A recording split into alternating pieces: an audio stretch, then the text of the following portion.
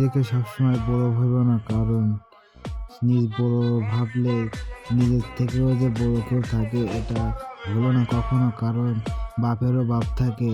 এই জিনিসটা কখনো ভোলা ঠিক নয়, কারণ যে উস্তাদের মায়ের শেষ রাতে এটা কিন্তু অতি বাস্তব কথা। যাকে তাকে দেখে তাকে যে ভীতু ভাবাও ঠিক নয়, কারণ তার মধ্যে যে কি প্রতিভা আছে সেটা কেউ জানে না।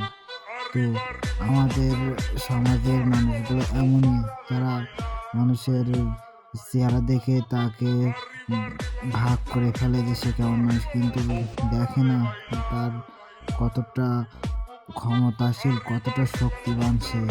একেই বলে জঙ্গলের রাজা, যে বছরে একবারই দেখায় তার শক্তি, কারণ বাঘেরা কিন্তু গর্জন দেয় তার সময়ে। তো বন্ধুরা, এই ভিডিওটি ভালো লাগলে একটি লাইক দিয়ে অবশ্যই সাবস্ক্রাইব করে আমাদের পাশেই থাকুন এবং কমেন্ট